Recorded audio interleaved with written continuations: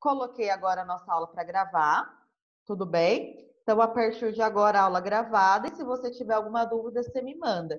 Aquele aluno que, porventura, não puder participar da nossa aula, depois a Unissas Conecta vai poder ter acesso a ela, porque eu vou colocar no YouTube. Renato, pode falar. Renato? Oi, você sabe quando vai ser o seu exercício avaliativo? Que exercício avaliativo, Renato? Estão sendo avaliados sempre, tá? Não preocupa com o Google Forms por enquanto. Quando chegar o momento, eu aviso vocês. Não tem nada que ficar passando boi na frente, a carroça na frente dos bois, certo? Tudo bem? Tá? Eu, por exemplo, fiz ontem uma atividade super de boa, não é atividade avaliativa, não. É porque, por exemplo, vamos imaginar, dei a página 95 para vocês fazerem de tarefa. Como que eu vou ter certeza que você fez, Renato? Quando você faz assim, ó, coloca a apostila na frente para mim, você pode ter aberta a apostila em qualquer coisa, que eu não vou conseguir ver, tá? Eu também não vou ficar recebendo foto de todos os alunos. Imagina, se eu passo 5 páginas de exercício e eu tenho 300 alunos, eu vou ter 1.500 páginas quase, né, de foto no meu celular. Então, imagina, é inviável, né? Então, Mas aí, eu não professora, você tem cartão SD no teu celular? Então, daí é só você ir nas configurações, tirar o WhatsApp, colocar no cartão SD. Assim, eu não tenho condição de ficar analisando. Quem que me mandou essa foto? Até porque tem alunos que o telefone, ao invés de ter o nome da pessoa, é um desenho, é um nome de ursinho, sei lá. Então, eu não vou saber quem é que me mandou, tá? Então, isso é uma prática que a gente já sabe que é inviável. Salvo uma ou outra atividade, por exemplo, no sexto ano, eu fiz uma atividade com eles que eles tinham que fazer uma pintura rupestre, tá? Num pedaço de pedra. Aí, o que eu mandei? Eles pegavam essa pedra, tiravam uma selfie com a pintura rupestre ao lado do seu rosto. Só que essa foi uma atividade com uma sala. Agora, se eu peço para ficar tirando foto da apostila, aí não dá certo, tá? Então, por isso que eu não consigo levar em consideração apenas isso daqui. Então, o Google Forms, né, que o Renato está perguntando, é o seguinte, eu vou mandar, por exemplo, um link para vocês. Esse link tem várias perguntinhas para vocês, como se fosse pergunta da apostila, tá? Só que você responde pelo computador. Você pode digitar a resposta, tem resposta que você vai lá, seleciona a pergunta lá, a resposta, marca X, tá? É muito simples, não se preocupa, viu, Renato? Tá? É muito, Mas os demais colegas também. E aí, mas depois vai ser tipo assim, você dá no começo da aula, a gente tem que terminar no fim, ou vai ser tipo até o... Eu posso variar. Por exemplo, ontem eu apliquei com o oitavo ano. O que eu fiz? Eu terminei o capítulo 5 da apostila com o oitavo, fiz a correção dos exercícios. E aí, faltando 5 minutos para a aula terminar, eu mandei o link lá no SAS Conecta e mandei também no grupo do WhatsApp. Falei, gente, ó, estou mandando agora. Expliquei para eles como é que funcionava, o que ia ser. Estou mandando agora, vocês têm um prazo até quinta-feira, 8 horas da noite, para me mandar. Pronto. Tá? Só que pode ser que na próxima aula eu falei, gente, vou mandar um link aqui agora no bate-papo para vocês, todo mundo abre, vocês têm 15 minutos para me responder. Certo? Então, pode ser que cada aula eu faça de um jeito. Pode ser que tenha aula que a gente continue só na apostila, tem aula que a gente vai resolver online essas atividades, pode ser que eu passe para casa, vai ser variado, tá? Então, eu não vou te afirmar assim, Renato, toda aula nossa vai ter uma atividade no Google Forms, certo? Não vou te afirmar isso. Tudo bem? Uma vez ou outra, um conteúdo ou outro eu posso passar. Na minha perspectiva, no que eu tenho planejado por enquanto, são atividades que vão fazer na casa de vocês depois que a nossa aula terminar, como se fosse um para casa. Tudo bem? Certo? É para tranquilizar todo mundo. Não é prova, tá? Não é nada disso. O que é? É para eu saber quem está fazendo ou não. Porque, por exemplo, vou citar só um exemplo, tá, Renato? O Renato fala que fez, mas não fez nada. Como que eu vou? Eu vou na casa de cada um verificar se todo mundo fez? Não tem condição, não é mesmo? Então, vamos começar a nossa correção aqui? E aí, quando chegar o momento, eu explico para vocês como é que eu vou considerar isso como nota, quem vai participar, quem não vai e tudo mais. Tá bom? Certo? Então, não se preocupa com isso por enquanto. Quando chegar nas minhas atividades, eu explico para vocês como é que vai funcionar na disciplina de História, tá? Bom, espero que todo mundo esteja com a apostila aberta na página 95, ok? E se você quiser conversar comigo, tirar alguma dúvida, só ativar aí o seu microfone. Tudo bem? Não precisa baixar nada, ô Laura. Laura tá falando, Bia, meu celular não tem para baixar. Não vai precisar baixar nada. É um link que vocês vão abrir na página da internet, tá? Quando for o Google Forms. Todos os professores vão mandar um link para vocês. O link vai abrir naturalmente, como se fosse uma página da internet, tá? Você tem que baixar nada no celular. Eu vi que ontem vocês ficaram meio apavorados, né? Lá querendo baixar o Google Forms, não precisa baixar nada, tá? Sabe quando, por exemplo, eu mando um link de um site aleatório para vocês? Sei lá, vamos visitar um burgo medieval. Aí eu mando o link para vocês visitarem virtualmente esse burgo. É um link de um site. O Google Forms é a mesma coisa, não precisa baixar nada. Tá bom? Vamos lá, então, senão a gente não termina a apostila 1, pelo amor de rapidinho. Deus. Então, uma pergunta. Tipo assim, tipo, eu tô fazendo lá o Google Forms e de repente a minha internet cai. Eu perco tudo que eu fiz? Como que eu faço? Perde. Se você não enviou, porque você termina, por exemplo, você vai respondendo as perguntas. Quando você terminar, tem um botãozinho lá que você clica enviar. Aí vai para o professor, certo? A tua resposta. Beleza? Se, por exemplo, você está lá respondendo, o computador desligou, a internet caiu, a luz acabou, e aí você não tem como, se você não clicou naquele botãozinho enviar, o professor não recebeu a tua resposta. Aí quando você abrir, você vai ter que responder tudo de novo, certo? Tudo bem? Tá. Então, se a minha internet cair, por exemplo, eu perco a nota. Não é que perde a nota, Renato. Você vai ter que responder tudo de novo, porque tudo aquilo que você tinha escrito... Mas vamos dizer que fosse que nem uma prova mesmo. A gente tem uma aula aqui, 50 minutos para fazer, e a minha internet cai. Mas aí você vai ter que conversar com o professor. Aí depois você conversa com o professor, minha internet caiu, não sei. Cada professor vai ver o caso. Vai avaliar caso a caso. Tá? Porque a minha internet é muito ruim, eu não uso por roteador. Eu uso por... Então, aí é que cabe você conversar com o professor, tá? Então, por exemplo, eu provavelmente, não vou dizer que é 100% certeza. Eu, Bia, provavelmente não vou obrigar vocês a fazerem online, tá? Até porque tem aluno que não está assistindo porque está em roça e assim por diante, vê depois. Eu, Bia, se fizer online, vai ser uma vez ou outra, tá? Mas eu aviso vocês antes. Mas provavelmente na aula de história isso não vai acontecer, certo? Se acontecer e a sua internet cair por algum motivo, depois você vem e conversa comigo que a gente tenta chegar a uma solução, tá? Mas fiquem tranquilos, nenhum professor vai fazer alguma coisa para prejudicá-los, beleza? Tudo bem? A nossa atitude, ter essas aulas remotas, aplicar esse Google Forms, é para sempre ajudá-los. De forma alguma a gente quer prejudicar vocês, tá bom? Ok? Então vamos lá, turma, pelo amor de Deus. Então, sobre esses exercícios, vai falar sobre algumas consequências das grandes navegações, algumas ações que as potências europeias começaram a fazer após eles terem domínio sobre novas terras descobertas, certo? Então, a questão número 1. As grandes navegações deram início à chamada Revolução Comercial.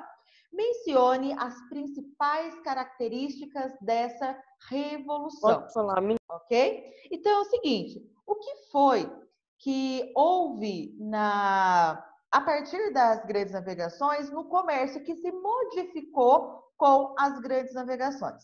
Se alguém acessou aqueles slides ou assistiu novamente a nossa aula, tinha o slide que eu colocava, né? Quais que foram as coisas que transformaram no comércio a partir das grandes navegações? A gente basicamente tem duas coisas para falar em relação ao comércio. Como que foi essa revolução comercial? Primeira, será que o comércio continuou igualzinho era antes das grandes navegações? Sim ou não? Responde aí para mim. Não. Não. Elas aumentaram ou diminuíram as trocas comerciais? Diminuíram. Aumentaram. Aumentou. Porque antes ficava só na Europa, agora tem a Ásia, a África e a América participando dessas trocas comerciais, né? Então, a primeira coisa que a gente pode citar, aumento das trocas comerciais, certo? Por quê? Porque novas áreas passaram a participar do comércio, não é? Que novas áreas são essas? Novas áreas descobertas na Ásia, na África e na América, né? Então, quais características, né, marcaram a revolução comercial? Então, o aumento das trocas comerciais. E a segunda, o que começou a surgir que botou fim a outra coisa? Alguém lembra? Mercantilismo e colônia? Não. O dinheiro? Perfeito, o dinheiro, tá? Então, intensificou-se o uso do dinheiro, tá? E acabou o quê? Que prática que o uso do dinheiro botou fim? Alguém lembra? O escambo. Escambo. O escambo é a troca de mercadorias, lembra disso? Antes das grandes navegações, era muito comum as pessoas comercializarem com base na troca de mercadorias, né? Então, por exemplo, um saco de arroz equivale a 2 sacos de trigo, por exemplo. Estou inventando, tá? Então, era essa troca que as pessoas faziam, né? E aí, aos poucos, com as grandes navegações, esse escambo passou a ser substituído pelo uso do dinheiro. Tudo bem? Então, quais são as duas práticas que se intensificaram, que passaram a caracterizar a revolução comercial? O aumento das trocas comerciais e a intensificação do uso do dinheiro. Pode falar minha resposta? Fala. Eu coloquei assim: houve uma evolução na economia e no comércio. As coisas não eram mais trocadas, não se praticava o escambo, mas sim o dinheiro, compra e venda. Além disso, eles poderiam agora fundar entrepostos comerciais em todo o mundo. Isso mesmo. Perfeito. Posso ler o meu? Quem falou, Letícia? Uhum. Pode falar. O dinheiro tornou-se a principal forma de pagamento, levando as trocas ao desaparecimento. Monarquias europeias fortaleceram-se e a burguesia mercantil se torna cada vez mais importante para os monarcas. Aí só completa com uma coisa, Letícia, que o comércio passou a ser feito em cada vez mais áreas, tá? Tá, obrigada. Beleza? Então, ótimo. Então, com as navegações, a gente tem essa grande mudança aí acontecendo. Posso falar a minha? Vai muito rápido, senão a gente vai dar tempo de sair Então, as daqui. principais características eram instalação da economia monetária e aumento das trocas comerciais. Isso, perfeito. Certo? Vamos lá para o número 2. Rapidinho. É que eu ainda não entendi muito bem o que é burguesia mercante. O que é mesmo? Mercantil. Burguesia mercantil é aquela burguesia, aqueles comerciantes que vão impor regras para realizar o comércio. Entendi. Beleza? Número Eu não 2. entendi. Eu não entendi. Você sabe o que é o mercantilismo? Você entendeu o que é o mercantilismo? Sim, Então, mercantilismo, a prática dele, sim. Isso. Então, quem colocava em prática esse mercantilismo era o rei com as regras que a burguesia acabava adotando. Por isso que a burguesia é mercantil. Entendi. Então vamos lá para o número 2. Os senhores feudais, eles não praticavam mercantilismo? Tanto que nesse período, os senhores feudais estavam perdendo cada vez mais dinheiro, estavam perdendo prestígio, estavam perdendo terras, né? E quem realizava o comércio era a burguesia, certo? Entendi. Vamos lá, número 2. Com as grandes navegações, os europeus instalaram colônias na América, Ásia e África. Alguém tá falando alguma coisa. Gente, deixa eu desativar o microfone aqui. Vamos lá de novo. Com as grandes navegações, os europeus instalaram colônias na América, na Ásia e na África. Qual o impacto do colonialismo europeu sobre os povos dominados? Pessoal, isso até a gente vai falar muito na apostila 2, né? Quando os europeus chegaram nessas 3 novas áreas, América, Ásia e África, esses europeus, eles chegaram nessas regiões dominando aquelas áreas, tá? E quando eles vão dominar, não foi de uma forma amigável, certo? Foi explorando essas áreas dominadas, beleza? E aí, o que a população dessas áreas dominadas, dessas áreas exploradas, sofreram com a dominação europeia? Basicamente, muitos povos tornaram-se escravos. Por exemplo, nas Américas, os europeus tornaram os nossos índios escravos, né? Lá na África, muitos negros foram tornados escravos, não é? Então, muitos desses povos tornaram-se escravos, sofreram a escravidão. Muitos povos, eles tiveram contato com várias doenças que levaram à exterminação de muitos grupos, né? No Brasil, por exemplo, o contato do português com o indígena fez com que o indígena morresse de doenças muito simples, como, por exemplo, um resfriado, né? Quantos de nós já não passamos por um resfriado? Só que o indígena não tinha anticorpos para muitas doenças, porque eles nunca tiveram contato com várias doenças que os europeus já tinham há muito tempo, né? E aí, quando esses europeus chegavam aqui no continente americano, transmitiam essas doenças para os indígenas, que não tinham remédios, não tinham anticorpos para combater essas doenças. E aí, tribos inteiras, etnias indígenas inteiras acabaram morrendo por conta disso. Tá? Acredita-se que no primeiro século de dominação portuguesa no Brasil, mais de 5 milhões de índios tinham morrido por conta de contato com algumas doenças europeias. Tá? Então, escravidão e doenças, certo? Outra coisa que os europeus fizeram nas áreas dominadas, principalmente na África e na América, foi tomar as terras das pessoas que moravam nessas áreas. Então, por exemplo, as terras que tinham no Brasil, elas eram ocupadas por tribos indígenas. Quando esses portugueses chegaram no Brasil, a primeira coisa que eles fizeram foi tomar essas terras dos índios e explorar aquelas terras para si, tá? Então, o que a gente viu até agora? Doenças, escravidão e terras tomadas. 3 coisas.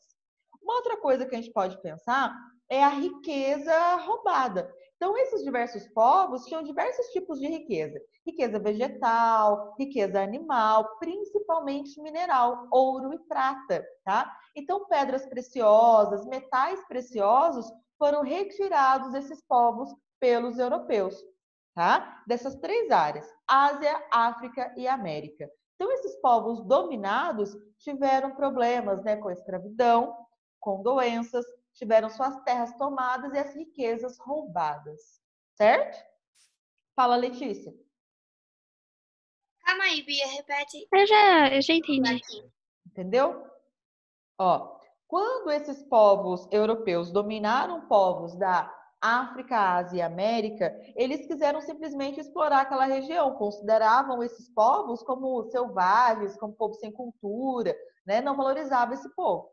E aí, eles acabavam agindo sem pensar naquelas pessoas, no sofrimento que elas poderiam ter. E aí, de certa forma, quais que foram os sofrimentos que esses povos acabaram tendo?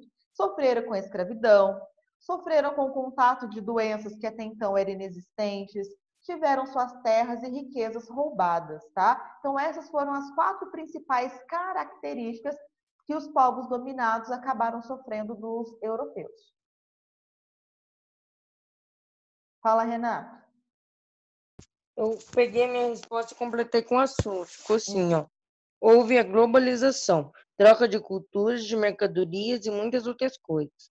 Porém, alguns povos sofreram com a escravidão, contaminação de doenças estrangeiras e perda de riquezas e moradias. Certo, isso mesmo.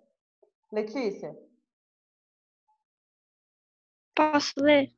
pode. É que eu não sei, acho que eu coloquei muita coisa. Deixa eu ver. Eles impunham regras e medidas sobre a colônia. As populações das colônias sofreram violência, perda de terras, extermínio e submissão à escravidão, e foram expropriados de suas riquezas minerais. Perfeito, isso mesmo. Tá? Antônio. Eu completei a minha com a sua também. Os impactos são sobre os povos, é que tínhamos que vender matéria-prima só para Portugal e só podíamos comprar deles os produtos, por exemplo.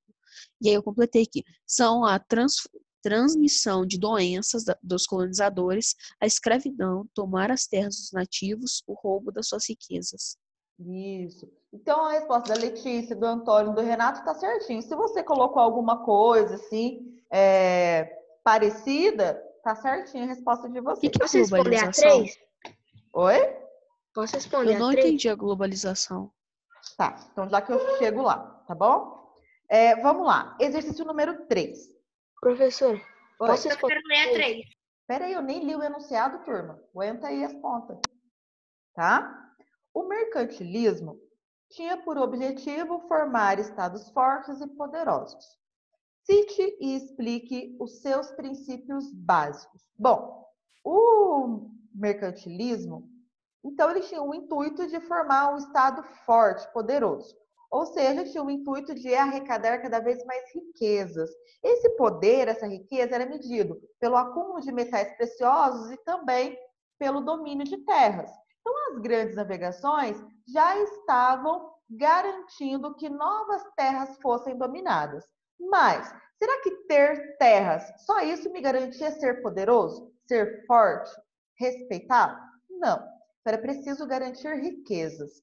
Como é que o mercantilismo favorecia o acúmulo de riquezas? Aí, então, o mercantilismo botava em prática 3 coisas, certo? Quais eram as 3 coisas? Metalismo, protecionismo e a balança comercial favorável, certo? Eram essas 3 práticas que o mercantilismo tinha para fortalecer aqueles países, certo? E aí a questão pede para explicar cada um deles. Então, uma pessoa me explica o que foi o metalismo. A Isadora Ferreira queria falar.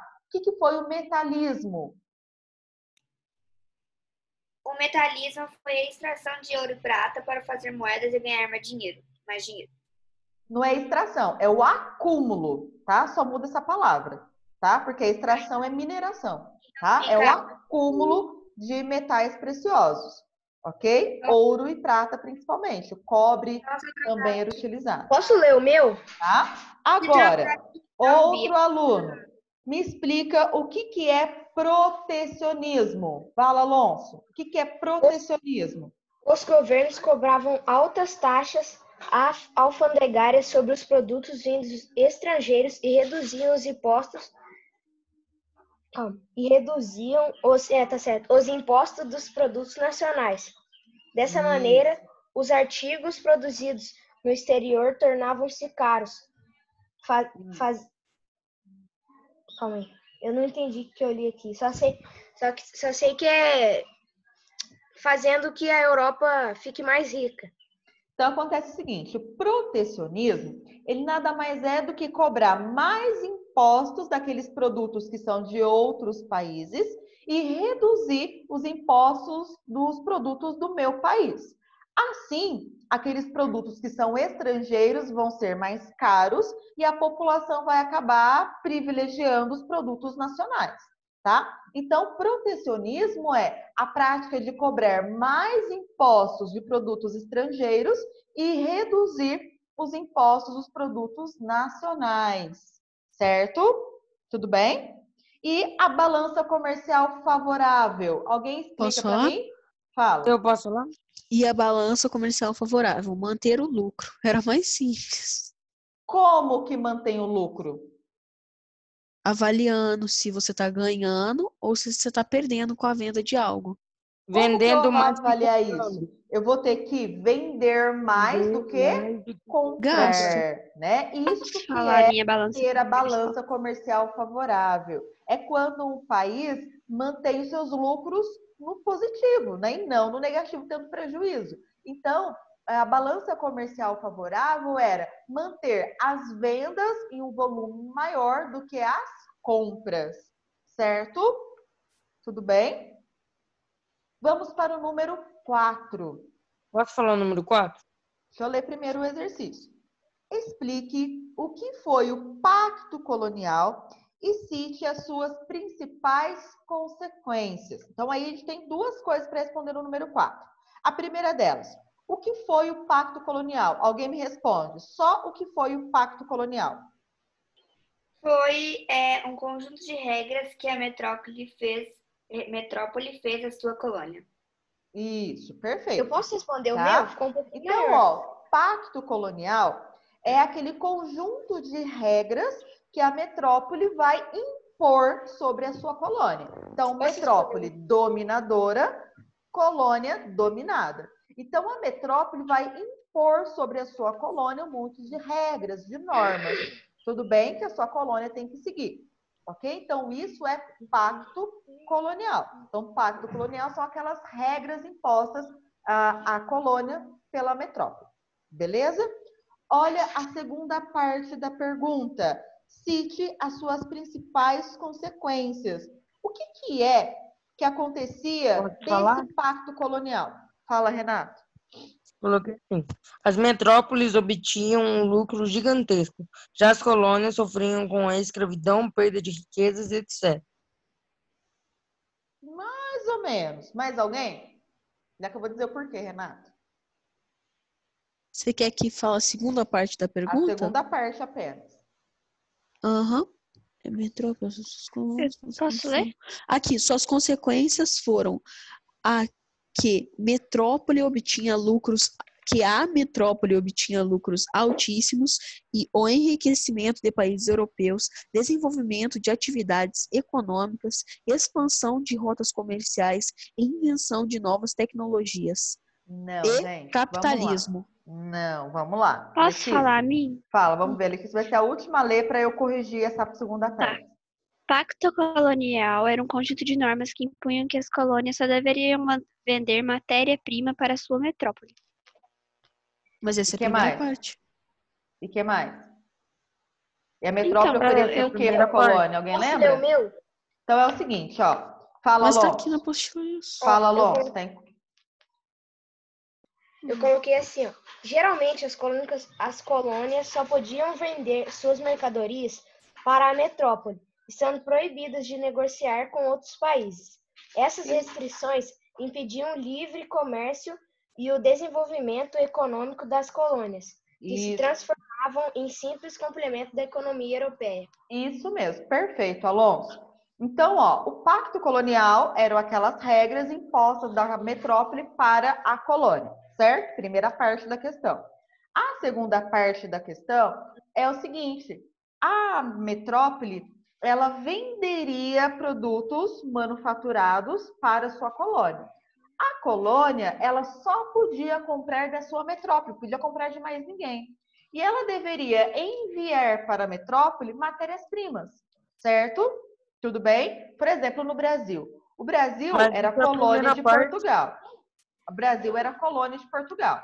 E aí, quais que eram as características do pacto colonial entre Portugal e Brasil? Bom, o Brasil, como colônia, deveria oferecer a Portugal as suas matérias-primas, que fossem de interesse de Portugal. Por outro lado, Brasil, como colônia, apenas poderia comprar mercadorias vindas de Portugal. Se o Brasil quisesse comprar da Espanha, não podia, porque pelo pacto colonial só pode comprar da sua metrópole. Quem que era a metrópole do Brasil? Portugal, certo? Fala. Eu tenho duas perguntas. Primeiro, o que aconteceria se o Brasil, por exemplo, comprasse produtos da Espanha, por exemplo? O que o Portugal vai fazer? Aquela pessoa que permitiu que isso acontecesse, provavelmente ela pagaria multas pesadíssimas, poderia ser presa. Dependendo do grau de negociação que acontecesse, seria considerado traição. Aí essa pessoa provavelmente deveria ser presa, ser morta, inclusive por conta disso. A pena de morte era uma prática muito comum. Eu coloquei que você falou, deixa eu falar minha resposta completa para ver se completa. Ó. Porque assim, ó, as colônias só podiam vender.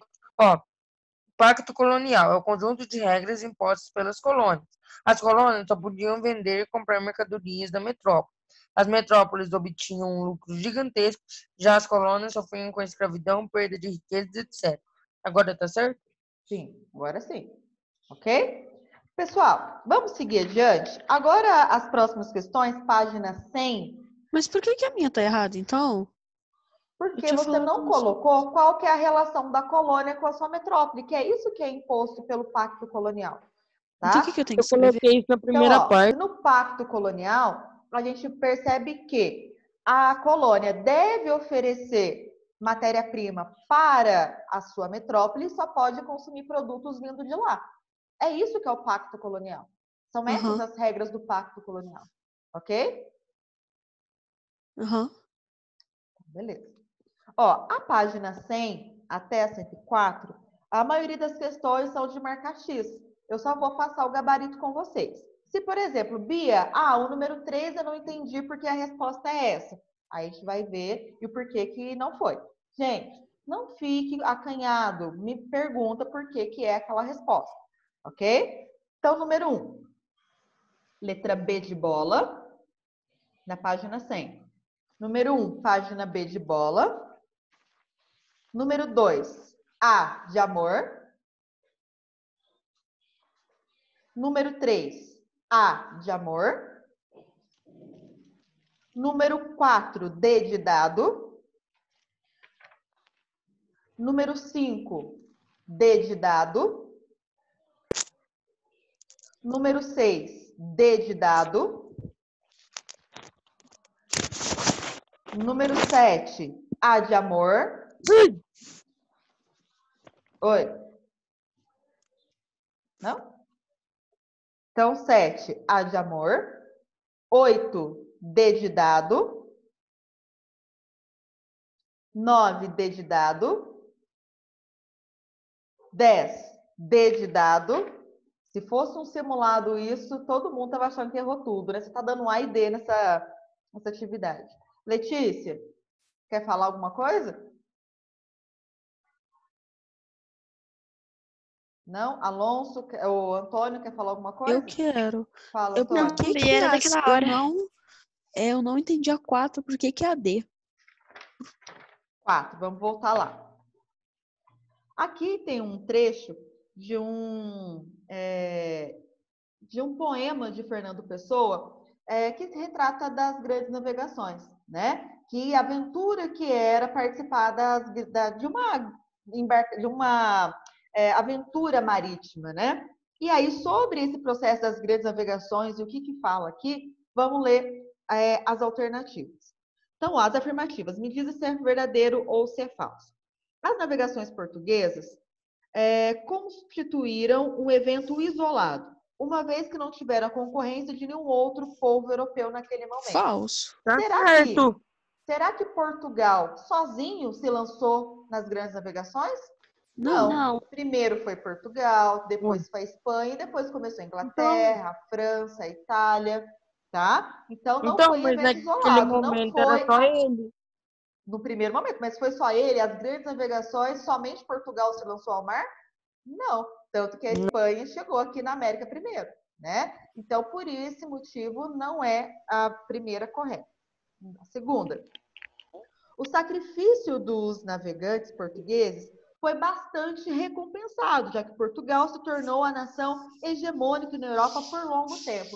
Será que todo mundo que se lançava ao mar, todos os marujos eram bem pagos por estarem navegando? Não, mas eu achei que estava certo. Não. E Tipo, aí, o sentimento foi de vitória. Mas eles foram recompensados, como fala aqui? Foram bastante recompensados? Não. Né? O número 3. A expansão marítimo-comercial portuguesa E o que é fazem hegemônia? poderoso, o mais poderoso. Tá? Da expansão marítimo-comercial portuguesa fazem parte a conquista da rota oriental para as Índias e a conquista do Brasil? Sim, Sim. Então, por isso que a letra D de dado. entendi. Certo? Eu parei no número 10, não foi com vocês? Não, na 11. Sim. Não, foi na 10, foi na 10, 10. letra D, né? E Se agora que fosse o simulado, tava número bom. 11, tá? O número 11 vai falar de um rei de uma região aqui na América em que ela acabou, esse país acabou se submetendo ao governo espanhol. Então, quem lê o texto sabe do que está falando aqui. Então, letra A. O texto evidencia dois fatores que motivaram os espanhóis a participar das grandes navegações. Então, as duas coisas que motivaram a Espanha a conquistar evidenciadas no texto, tá? Tiveram outros motivos. Mas a primeira era a conquista de fiéis para a igreja e o segundo, conquista de territórios. Então, o texto evidencia essas duas motivações, a conquista de fiéis e o domínio de novos territórios. Ok? Isso, letra A. A letra Professor, B. Oi. eu coloquei a conquista de fiéis, e eu coloquei, meu Deus, coloquei Minha volta menos de um minuto. aquele, eu não sei se o termo tá certo, mas é porque eles ficaram com inveja de Portugal. Porque Não, você falou uma aula que eles ficaram com inveja de sim, Portugal. mas no texto fala isso? Não, é de acordo com o texto. Então, no texto foi evidenciado sobre a conquista de fiéis e o domínio de territórios, ok? Vamos lá rapidinho, a letra B. Então, é para a gente separar no texto quando é que fala que essa relação tinha uma questão não só religiosa. É o trecho que fala que o rei tinha apoio dos espanhóis, mas tinha gente que não queria se converter ao catolicismo. E aí, então, foi ameaçado pelos espanhóis para que essas pessoas apoiassem o rei. Euclides Maia salientou que lhe Você podia grifar lá agradaria no muito poder texto, ao fazer invés... Você podia grifar lá no texto.